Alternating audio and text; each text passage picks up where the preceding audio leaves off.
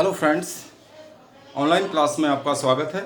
मैं जितेंद्र कुमार आज आप लोगों के लिए लेकर आया हूँ जेनेटिकल टर्मिनोलॉजी यानी आनुवंशिक शब्दावली। जो हम लोगों ने चैप्टर शुरू किया है आनुवंशिकी के सिद्धांत यानी जेनेटिक्स। तो इसको समझने से पहले अगर हमें टर्मिनोलॉजी यानी आनुवंशिकी से संबंधित अगर हम शब्दावली नहीं जान पाएंगे तो डेफिनेटली हम इसको समझ नहीं सकते। इसीलिए इसकी टर्मिनोलॉजी को समझना बहुत ही आवश्यक है।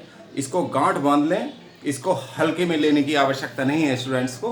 तो इसलिए ये टर्मिनोलॉजी को समझना बहुत आवश्यक है। सबसे पहले है देखिए, जेनेटिक टर्मिनोलॉजी में आनुवंशिक शब्दावली में है एक्वायर्ड कैरेक्टर्स यानी कि उपार्जित लक्षण जिन्हें कहते हैं। देखिए, जो हमारा वातावरण है, एनवायरनमेंट का अगर प्रभाव किसी जीवधारी की मॉर्फोलॉजी पर या फिजियोलॉजी पर पड़ता है, अगर किसी जीवधारी के बाह्य आकारिकी में और शरीर क्रियात्मक रूप से अगर वातावरण के प्रभाव से कुछ परिवर्तन आ जाते हैं तो हम उन परिवर्तनों को क्या कहते हैं? उपार्जित लक्षण कहते हैं। आप लोगों ने जब लेमार्कवाद अगर पढ़ा हो तो लेमार्कवाद में अंगों का उपयोग और अनुपयोग करने से क्या उन्होंने उदाहरण दिए थे कि सांप पहले टांगों वाले हुआ करते थे, लेकिन वो झाड़ी में रहने के स्वभाव के कारण कैसे हो गए? उनकी टांगें धीरे उन्होंने टांगों का उपयोग करना बंद कर दिया और टांगें अवशेष के रूप में रह गईं और सांप फिर बाद में बिना टांगों वाले हो गए। तो इसका मतलब उनके शरीर में बाहर जो मॉर्फोलॉजिकल चेंज आए, उनकी टांगें गायब हुई। ऐसे ही एक एग्जाम्पल दिया था उन्होंने जिराफ की गर्दन लंबा होने का, कि जिराफ की गर्दन, पहले जिराफ कैसे होते थे? छोटी गर्दन वाले होते थे, लेकिन एक बार घास फूस नष्ट होने से उन्होंने उचक्कर खाना शुरू कर दिया भोजन को, पत्तियों को। तब क्या हुआ कि उनकी गर्दन में खिंचाव आता चला गया और उनकी गर्दनें लंबी हो गई। ये जो है क्या है? ये उपार्जित लक्षण है। ऐसे ही हम मेहनत करते रहते हैं तो हमारी मांसपेशियों में क्या हो जाती है? उनमें वृद्धि हो जाती है और हमारे जो हाथ हैं या हमारी जो भुजाएं हैं वो काफ़ी हेल्दी हो जाती हैं, मोटी हो जाती हैं। तो ये उपार्जित लक्षण ही हैं जो हमारे बाह्य आकार में या मॉर्फोलॉजी में परिवर्तन के कारण आ जाते हैं। अब आता है देखिए एलील्स या एलिलोमॉर्फ्स। इनको हम एलील्स को विकल्पी और एलिलोमॉर्फ युग्म विकल्पी कहते हैं। देखिए, अगर किसी जीन के एक या अधिक रूप, अगर कोई जीन है उसका एक या अधिक रूप अगर किसी गुणसूत्र पर स्थित होंगे, किसी भी गुणसूत्र पर अगर स्थित होंगे या स्थान पर पाए जाएंगे तो वो क्या कहलाएंगे? एलील्स कहलाते हैं। जैसे लंबेपन के लिए, टॉलनेस के लिए कैपिटल टी और ड्वार्फनेस के लिए स्मॉल टी क्या होंगे? ये एलील होंगे।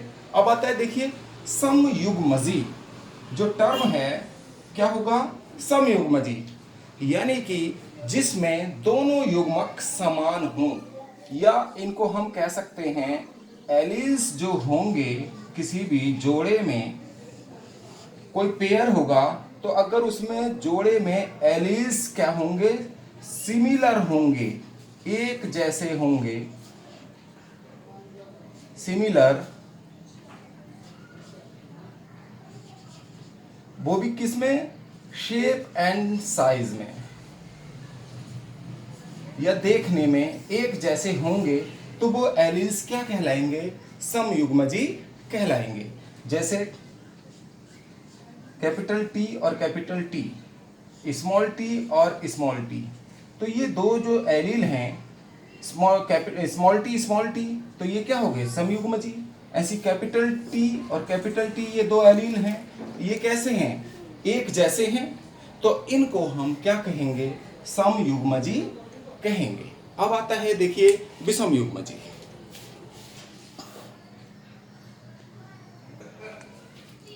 देखिए अब आता है हेट्रोजाइगस। हेट्रोजाइगस का मतलब है विषम युग्मजी, जिसमें कोई भी जोड़ा हो तो उसमें जो युग्मक हो या गैमीट हो या एलील हो वो कैसे हों? अलग अलग हों। देखिए, अगर कोई पेयर है जीन्स का या एलील्स का, तो अगर एलील्स क्या होंगे? एलील्स आर नॉट सिमिलर, ये एक जैसे नहीं होंगे, एक समान नहीं होंगे। जैसे देखिए दो एलील है, ये क्या है, कैपिटल टी और स्मॉल टी, दो अलग अलग हैं ये दोनों एलील। तो इस कंडीशन को, इस पेयर को क्या कहेंगे हम, विषम युग्मजी। अब आता देखिए डोमिनेंट, हम डोमिनेंट या प्रभावी किसे कहते हैं, डोमिनेंट या प्रभावी। देखिए हेट्रोजाइगस कंडीशन में, अभी हमने हेट्रोजाइगस कंडीशन दिया, कैपिटल टी और स्मॉल टी दो एलील हैं, तो इस कंडीशन में जो एलील प्रकट होगा वो डोमिनेंट होगा। जैसे ये है हेट्रोजाइगस एलील कहेंगे इसको, हेट्रोजाइगस एलील में जो एलील प्रकट होगा, जो भी एलील प्रकट होगा या दृश्यमान होगा वह क्या कहलाएगा, प्रभावी कहलाएगा, वह डोमिनेंट कहलाता है। जैसे आप लोगों ने देखा होगा कैपिटल टी और स्मॉल टी में जो ये है कैपिटल टी, ये टॉलनेस का साइन है, इसका मतलब है लंबापन। तो इस वाले लक्षण में, इस पेयर में केवल लंबापन ही प्रकट होता है या दृश्यमान होता है या दिखाई देता है, तो इसको हम क्या कहेंगे, डोमिनेंट कहेंगे। देखिए कुछ लक्षण हैं, जैसे रेड एंड व्हाइट है, तो रेड जो होगा, जो कुछ कलर होते हैं, तो रेड जो डोमिनेंट होगा और व्हाइट कलर जो होगा वो रिसेसिव होगा, अप्रभावी होगा। ऐसे ही लंबा और बौनापन होता है, टॉलनेस और ड्वार्फनेस। इन दोनों में जो टॉलनेस है, लंबापन जो है वो प्रभावी होगा, डोमिनेंट होगा, और ड्वार्फनेस जो है वो अप्रभावी होगा, रिसेसिव लक्षण होता है। अब देखिएगा अप्रभावी, रिसेसिव या अप्रभावी।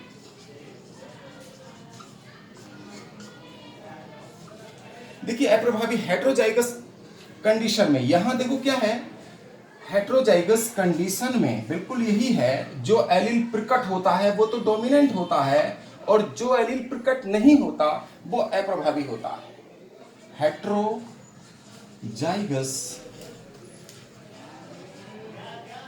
कंडीशन में जो एलील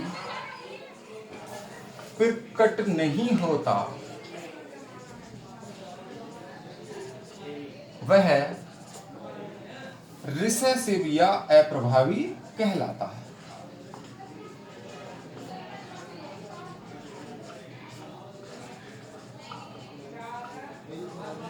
अप्रभावी कहलाता है।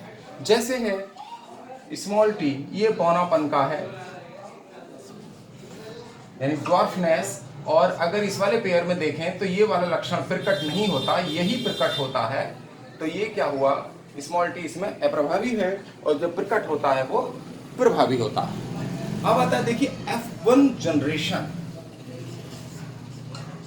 F1 पीढ़ी या F1 जनरेशन किसे कहते हैं।